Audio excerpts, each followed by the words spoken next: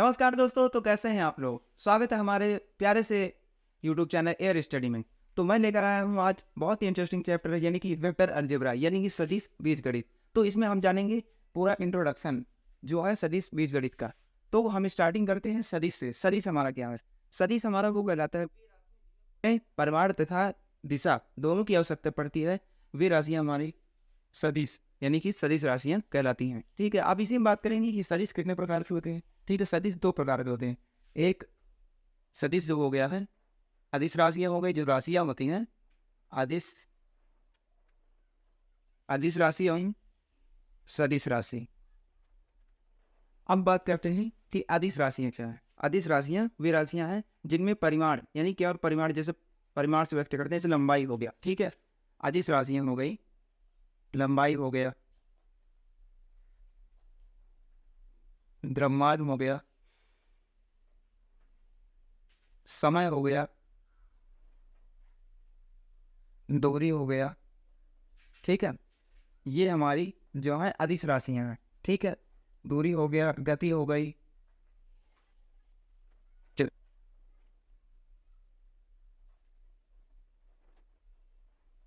तो ये जितनी हमारी राशियां हैं यानी कि ये ये हमारी जो है अदिश राशियां हैं। जितनी भी ये राशियां हैं ये हमारी अदिश राशियां, और भी ऐसी ही होती हैं जो कि अदिश राशियां होती हैं। तो अब हम बात करते हैं कि सदिश राशियां। सदिश राशि क्या है? यानी कि इसमें परिमाण तो, लेकिन इसमें दिशा की भी जरूरत पड़ती है। यानी दिशा इसमें होता है, यानी कि दिशा है। देखते हैं कि वेग, त्वरण, बल। ठीक है, देखो वेग भी हो गया, त्वरण हो गया, बल हो गया और संवेग। ठीक है, वेग नहीं संवेग, ये संवेग भी हमारा आदि। ठीक है, ये हमारा किस में आता है? सदिश राशि में। तो इधर का जो पोर्शन है यानी कि इधर का वेग, त्वरण, बल, संवेग आदि, तो वेग, त्वरण और संवेग, बल, ये सब हमारी सदिश राशियां हैं। ठीक है, तो ये जो हमारी सदिश राशियां हैं, इसी प्रकार की और भी राशियां होती हैं। ठीक है, तो हम आगे बढ़ते हैं। तो अब बात करते हैं स्थिति सदिश। स्थिति सदिश क्या है हमारा?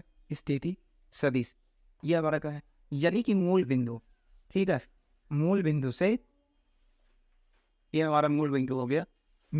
मूल बिंदु से, ठीक है, किसी बिंदु तक, किसी बिंदु की स्थिति यानी मूल बिंदु से किसी बिंदु की स्थिति को जब हम वेक्टर रूप में लिखते हैं, यानी मूल बिंदु से जो कोई बिंदु है दूसरा, उसको हम वेक्टर रूप में दर्शाते हैं कि इसकी दूरी कितनी है, तो उसे हम कहते हैं स्थिति सदिश। यानी कि मूल बिंदु से, ठीक है, किसी बिंदु की स्थिति सदिश को वेक्टर रूप में दर्शाना हमारा स्थिति सदिश कहलाता है।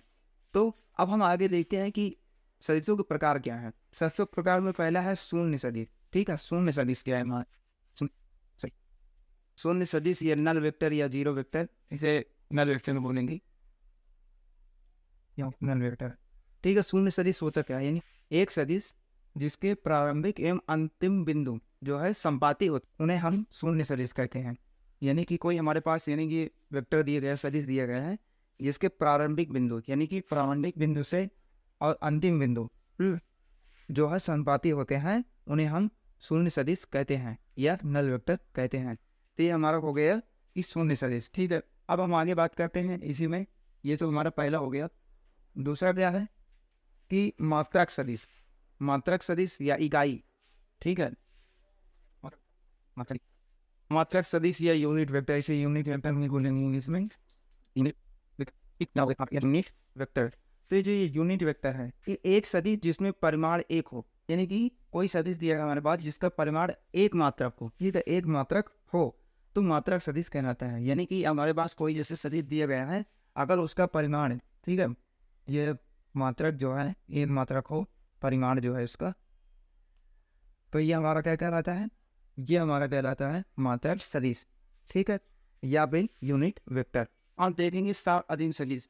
यानी कि साअधीन सदिश ये है कि दो या दो से अधिक, ठीक है, दो या दो से अधिक सदिश जिनका प्रारंभिक बिंदु एक हो। यानी कोई जो सदिश दिया गया यानी कि दो या दो से अधिक, यानी दो है या दो से अधिक भी हैं, वेक्टर हैं, तो उनका जो है प्रारंभिक बिंदु एक ही जगह से, यानी कि जैसे देखते हैं यहाँ पे, ये देखिए ये पॉइंट है और ये वेक्टर, ठीक है, ये जो है एक ही बिंदु से है। तो ठीक है, ये हमारा साअधीन सदिश कहलाएगा। यानी कि ये ए हो गया, बी हो गया, सी होगा, ये हमारे वेक्टर हैं। ठीक है, ये वेक्टर हैं और ये एक ही बिंदु से हैं, ठीक है, एक ही बिंदु से हैं, तो ये हमारा सह-अदिश सदिश कहलाता है। अब उसके बाद हम बात करेंगे संरेख सदिश। संरेख सदिश क्या है? तो हमारा ये संरेख सदिश क्या है? संरेख यानी कि इसकी भाषा से हमें समझ में आ रहा है कि संरेख यानी एक ही रेखा पर।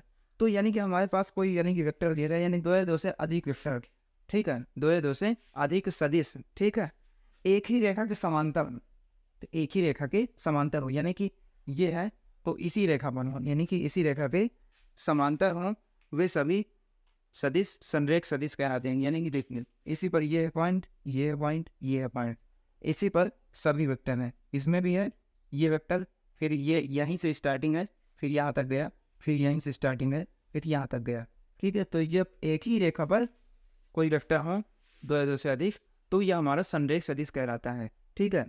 समान सदिश और हमारा यह है समान सदिश। समान सदिश क्या है? यह है कि दो सदिश, ठीक है, जो कि परिमाण जिनका समान हो, यानी कि दो सदिश हैं जिनका परिमाण समान है। जैसे देखते हैं हम यहाँ पे ये दो वेक्टर बने हुए, एक ये है और एक ये है, ठीक है, ये दोनों, ठीक है, इनकी दिशा और परिमाण दोनों बराबर है। ये हो गया ए, ये हो गया बी, सी डी, ये जो वेक्टर है ये बी वेक्टर,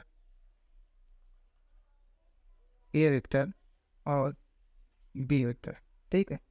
ये जो हमारा है कि ये जो हमारे पास लाइन दिख रही हैं, ये दोनों वेक्टर समान है, यानी कि ये समान सदिश, यानी एक ही दिशा है और एक ही परिमाण है। परिमाण जिनका बराबर हो वो हमारे समान सदिश कहलाते हैं, ठीक है। तो ये हमारा हो गया समान सदिश। अब बात करते हैं ऋणात्मक सदिश। तो ऋणात्मक सदिश क्या है? ऋणात्मक सदिश हमारा है ऋणात्मक ऋणात्मक सदिश यानी एक सदिश जिसका परिमाण दिए गए, तो ये, तो ऋणात्मक सदिश क्या है? ऋणात्मक सदिश क्या है कि एक सदिश जिसका परिमाण, एक सदिश जिसका परिमाण जो है कि दिए गए सदिश के समान तो है, ठीक है, एक सदिश जो कि जिसका परिमाण दिए गए सदिश के समान है, परंतु परंतु दिशा विपरीत है, यानी कि दिशा अलग है। यानी कि कोई सदिश दिया गया है हमारे पास, यानी कि हमारे पास सदिश दिया गया है, ठीक है, जिसका परिमाण दिए गए सदिश के, दूसरा सदिश भी हमारे पास दिया गया जिसका परिमाण जो है वो दिया गया है और उसके समान है, यानी कि एक सदिश से दूसरे सदिश के परिमाण समान है, किंतु दिशा समान नहीं, यानी कि एक वेक्टर की दिशा इस तरफ है, दूसरे वेक्टर की दिशा इस तरफ, बट दोनों परिमाण जो है समान है, दोनों का परिमाण तो समान लेकिन दिशा समान नहीं है, तो ऐसे सदिश हमारा ऋणात्मक सदिश कहलाते हैं, यानी कि एक दूसरे से विपरीत। तो ये हमारे क्या कहलाते हैं कि ये हमारे ऋणात्मक सदिश कहलाते हैं, ठीक है। तो अब आगे बात क्या करेंगे कि द्विक कोसाइन, यानी कि डायरेक्शन कोसाइंस, ठीक है। ये हम द्विक कोसाइन के बारे में बात करेंगे। तो द्विक कोसाइन देखते हैं एल्फा, ठीक है, एल्फा होता है हमारा इसमें, तो द्विक कोसाइन को एल्फा से नोट करते हैं। तो alpha equal to a vector plus b vector plus c vector. तो इनका द्विक कोसाइन हम देखेंगे कैसे, हम इनको देखेंगे कास में करते हैं, देखिए इसका हमने कास एल्फा बराबर ए वेक्टर बटा अंडर रूट होता है नीचे एक का square plus b square plus c square, ठीक है। आप इसे देखते हैं cos beta alpha, cos alpha beta, beta बराबर क्या होगा?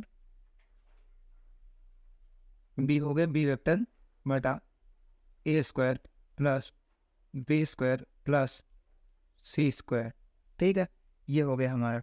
अब उससे बात करते हैं गामा, कास गामा कैसे बनता है, ये गामा हो गया और यहाँ पे सी वेक्टर बटा under root a square plus b square plus c square, ठीक है।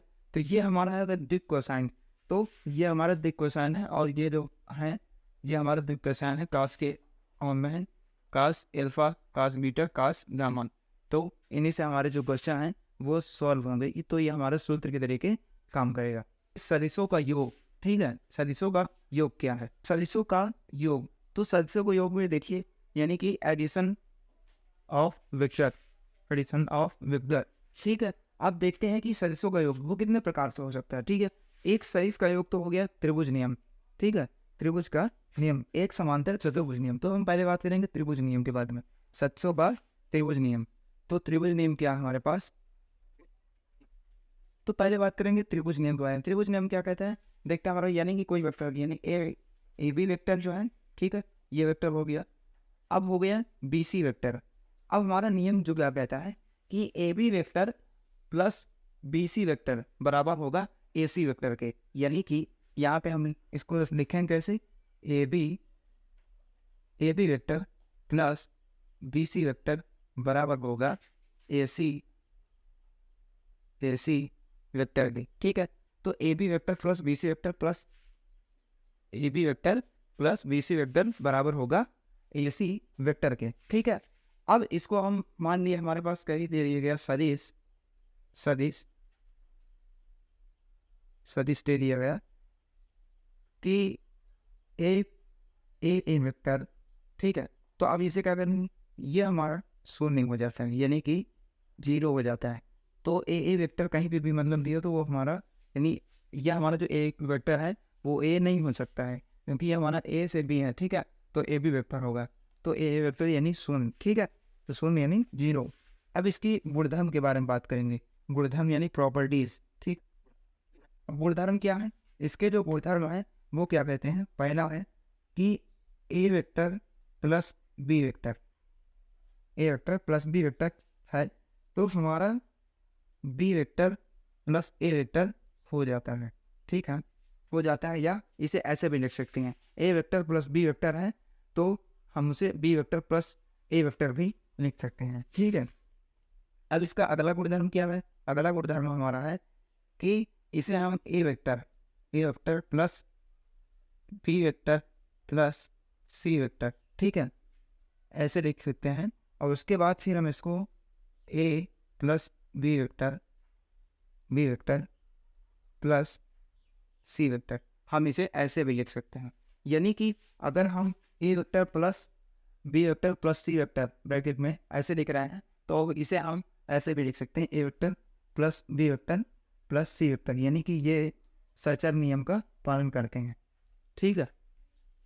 तो ये हो गया हमारा कि सदस्यों का त्रिभुज नियम, ठीक है, त्रिभुज नियम हो गया।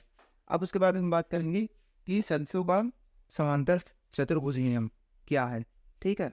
तो अब देखते हैं हम कि समांतर चतुर्भुज नियम क्या है। समांतर चतुर्भुज नियम का फॉर्म में, यदि कि ए वेक्टर दिया गया है, ए वेक्टर, ठीक है, ए वेक्टर हो गया, ए से बी ए वेक्टर और बी से सी बी वेक्टर, ठीक है। तो हमारा इन दिनों का योग कहलाता है कि ये वाला वेक्टर यानी ए सी वेक्टर, ये हमने त्रिभुज नियम में पढ़ा। अगर हम इसी को सी को इधर बढ़ा दें और इधर बढ़ा दें और एक समांतर चतुर्भुज बना दे, फिर कैसे, देखो समांतर चतुर्भुज है तो ये बी वेक्टर है तो इसके सामने की भुजा भी बी वेक्टर होगी, ठीक है। अब ये ए वेक्टर है तो ये भी ए वेक्टर है, ठीक है। अब ये ए वेक्टर है और ये भी ए वेक्टर हो गया, अब दोनों ए वेक्टर होंगे, ठीक है। ए बी वेक्टर जो है, ठीक है, a b vector plus b c vector बराबर क्या हो गया, ए सी वेक्टर के, ठीक है। तो a b vector plus b c vector बराबर होगा ए सी वेक्टर के, ठीक है।